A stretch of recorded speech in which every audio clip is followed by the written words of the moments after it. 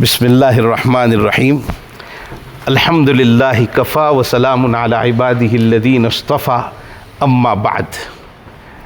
میں نے اور آپ نے ایک حدیث سنی ہے فضائل اعمال کی تعلیم میں، حضرت شیخ نے اس کو نقل کیا ہے کہ اللہ کے نبی صلی اللہ علیہ وسلم نے فرمایا، امر بالمعروف کرتے رہو، نہی عن المنکر کرتے رہو، ورنہ وہ وقت آئے گا کہ تم دعا کے لیے ہاتھ اٹھاؤ گے اور اللہ دعائیں قبول نہیں فرمائیں گے۔ ہمارے حضرت مولانا عمر صاحب پالن پوری نور اللہ مرقدہ نے دعا کے قبول نہ ہونے کے کچھ اسباب ذکر کیے ہیں کہ دعا کب قبول نہیں ہوتی۔ اس میں ایک سبب یہ بھی لکھا ہے کہ جب معاشرے میں امر بالمعروف اور نہی عن المنکر ختم کر دیا جائے، یعنی دعوت و تبلیغ کا کام ختم کر دیا جائے، تو پھر دعائیں قبول نہیں ہوتی ہیں۔ آدمی رو رو کر دعا کرے، لیکن معاشرے سے اگر یہ بات ختم ہو گئی تو اللہ دعائیں قبول نہیں فرماتے۔ آج ہمارے لیے ضرورت ہے کہ ہم اس کام کو اپنا اوڑھنا بچھونا بنائیں اور اللہ تعالیٰ سے دعا کریں کہ اللہ تعالیٰ تا دم آخر موت تک ہم سے یہ کام لیتے رہے، ہم اپنی ضرورت سمجھ کر اس کام میں لگیں۔ ایک حدیث ہے، سرکار دو عالم صلی اللہ تعالیٰ علیہ وسلم ارشاد فرماتے ہیں، من سن سنتا حسنتا فلہ اجرہا واجر من عمل بہا۔ جو ایک اچھا کام جاری کرتا ہے اس کو اس پر ثواب ملے گا، اور اس کو دیکھ کر جتنے لوگ کریں گے ان سب کا ثواب بھی اس کو ملے گا۔ بھئی میں اور آپ، ہم لوگ کہیں نکلے، راستے میں ہمارا بھائی ایک مسلمان ملا جو نماز نہیں پڑھتا ہے، ہم نے اس کو سمجھایا کہ آئیے مسجد میں، جماعت آئی ہے یا جماعت نہیں آئی ہے، آپ آئیے نماز پڑھنے کے لیے، ہمارے اوپر فرض ہے، اور وہ آ گیا تو وہ نماز پڑھے گا، اس کو ثواب ملے گا پورا، لیکن اتنا ہی ثواب ہمیں بھی ملے گا مفت میں۔ ہم نے تو صرف زبان ہلائی ہے اور اس پر مفت میں ثواب اللہ تعالی ہمیں بھی نصیب فرمائیں گے۔ الدال علی الخیر کفاعلہ، خیر کا حکم دینے والا، خیر کی رہنمائی کرنے والا، خیر کرنے والے کی طرح ہے۔ اس لیے اس میں ہمارا فائدہ ہے، ہمارے لیے سعادت کی بات ہے کہ ہمارے حضرت مولانا محمد الیاس صاحب نور اللہ مرقدہ حضرت جی رحمۃ اللہ علیہ کا ایک ملفوظ ایک مرتبہ میں نے ایک کتاب میں پڑھا، بہت جامع ترین، بہت مفید بات۔ حضرت رحمۃ اللہ علیہ فرماتے ہیں کہ اگر ہم کہیں راستے میں نکلے اور کوئی آدمی ہمیں مل جائے جو بیچارہ بہت پریشان ہو اور ہمیں اس کے اوپر رحم آتا ہے، مثال کے طور پر سردی بہت ہے اور اس کے پاس گرم کپڑا نہیں ہے، بھوکا ہے، کھانا پینا نہیں ہے اس کے پاس، پیسہ نہیں ہے اس کے پاس، تو یقیناً ہمیں رحم آئے گا اور آنا چاہیے۔ اللہ تبارک و تعالیٰ نے اپنے نبی کی زبانی یہ اعلان کروایا ہے، الراحمون یرحمہم الرحمن، تبارک و تعالیٰ رحم کرنے والوں پر رحمان رحم کرتا ہے۔ ارحموا من فی الارض، اے لوگو تم زمین والوں پر رحم کرو، یرحمکم من فی السماء، آسمان والا تم پر رحم کرے گا۔ یہ رحم تو ہونا ہی چاہیے، اور رحم پر تو کیا ملتا ہے، بخاری شریف میں روایت موجود ہے، اور دو طریقے کی روایت، ایک روایت مرد کے بارے میں ملتی ہے، کچھ روایت عورت کے بارے میں ملتی ہے کہ اس نے دیکھا کہ ایک کتا پیاس کی وجہ سے بہت بے چین ہے، پریشان ہے اور مٹی چات رہا ہے، اور وہ مرد یا وہ عورت کنویں میں اتر کر اپنے موزے میں پانی لے کر اس کتے کو سیراب کیا، پلایا، یہاں تک کہ کتا برابر ہو گیا، پانی سے پیٹ اس کا بھر گیا، اور وہ مرد یا وہ عورت چلی گئی، اس پر اللہ تعالیٰ نے اس کی بخشش فرما دی، ایک کتے کو پانی پلانے پر۔ تو رحم و کرم تو کرنا ہی کرنا ہے۔ حضرت جی مولانا الیاس صاحب رحمۃ اللہ علیہ اس بات پر آگے ارشاد فرماتے ہیں کہ ہمیں دنیا میں ایک آدمی جو پریشان ہو اس کو دیکھ کر رحم آتا ہے، ترس آتا ہے، جی اس سے زیادہ رحم اس آدمی پر آنا چاہیے جو نماز نہ پڑھتا ہو۔ اس لیے کہ یہ تو دنیا ہے، یہاں آدمی کو کھانا نہیں ملا، پانی نہیں ملا، کپڑا نہیں ملا تو مر جائے گا، زیادہ سے زیادہ یہ ہوگا کہ اس کا انتقال ہو جائے گا، لیکن بے نماز ہو کر دنیا سے جائے گا تو جہنم میں جانا پڑے گا۔ تو زیادہ رحم تو اس پر آنا چاہیے کہ میرا پڑوسی ہے ایک اور وہ نماز نہیں پڑھ رہا ہے۔ آج نماز جو اہم ترین عبادت ہے اس میں کتنی غفلت ہو رہی ہے. اس وجہ سے ہماری ذمہ داری بنتی ہے کہ ہم اپنے گھر میں، اپنے رشتہ داروں میں، اپنے بھائی بہنوں میں ہر جگہ یہ ایک مشن چلائے کہ بھئی یہ کام کرنا ہے، یہ نماز ہمارے اوپر فرض ہے. شروع کرتے ہیں. حضرت مولانا شیخ زکریا صاحب رحمۃ اللہ علیہ نے امر بالمعروف اور نہی عن المنکر کے بارے میں ایک ہلا دینے والی بات، کبھی طاری کر دینے والی بات ذکر فرمائی ہے. فرمایا کہ نبی اکرم صلی اللہ تعالی علیہ وسلم ارشاد فرماتے ہیں کہ من رعا منکم منکرا فلیغیرہ بیدہ، جو تم میں سے برائی ہوتے ہوئے دیکھے اس کو چاہیے کہ وہ اپنے ہاتھ سے روک دے اگر طاقت ہو.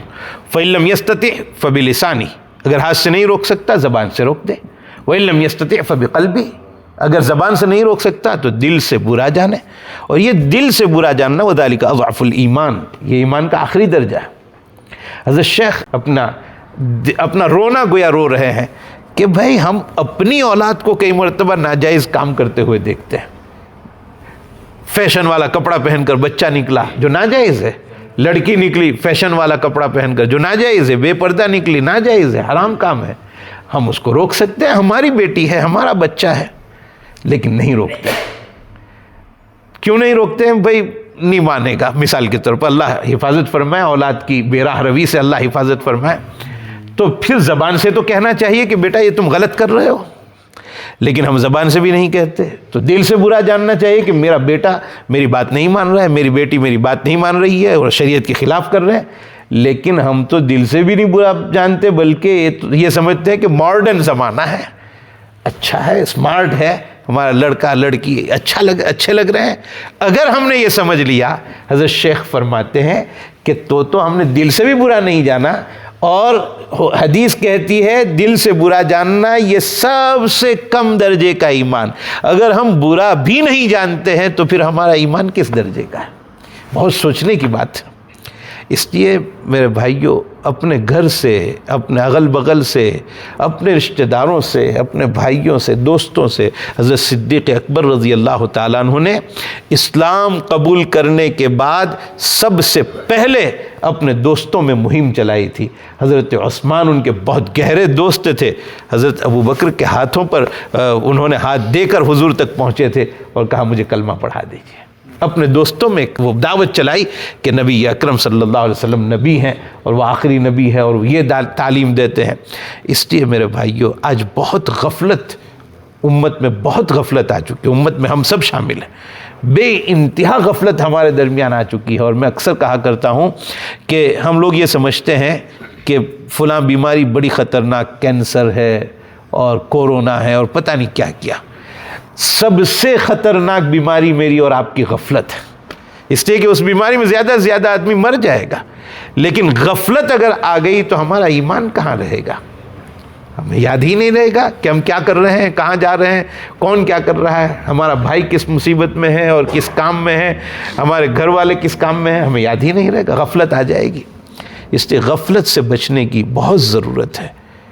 اللہ رب العزت ہمیں اس کام کو اپنا اوڑھنا بچھونا بنانے کی توفیق عطا فرمائے. اللہ تعالیٰ اس میں جمنے کی توفیق عطا فرمائے. کام کرنے والوں نے زندگیاں کھپا دی، زندگیاں لگا دی ہیں، اور اللہ نے تبلیغ میں عجیب چسکا اور شوق رکھا ہے. جو ایک مرتبہ لگ جاتا ہے وہ پھر لگا رہتا ہے. بڑے بڑے گنڈوں کو جو حکومت کنٹرول نہیں کر پاتی ہے تبلیغ والے کر لیتے ہیں. اور اللہ تعالیٰ نے عجیب مٹھاس رکھا ہے دعوت و تبلیغ میں. جی داڑھی میں ہاتھ ڈال کے بات کر لیں گے، کاندھے پہ ہاتھ رکھ کر بات کر لیں گے، اپنا بنا کر بات کر لیں گے، لوگوں کی گالیاں سن کر بات کر لیں گے، لیکن وہ بات کرتے ہیں.